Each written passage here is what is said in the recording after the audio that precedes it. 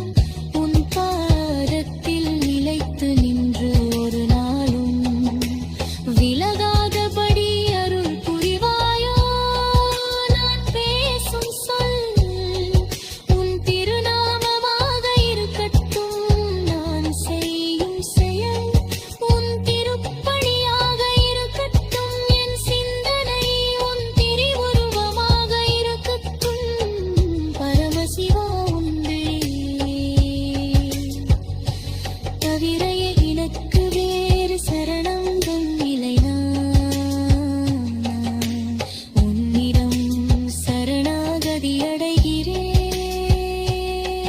என் அகந்தையை உடைத்து என் உள்ளத்தில் பத்திரை வளர்த்தருள்வாயாக. என்புவே என் களங்கமில்லாமல்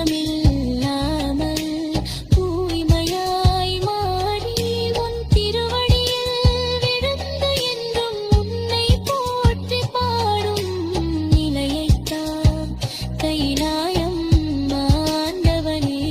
என் உயிரை உன் பாதத்தில் வைக்கின்றேன்.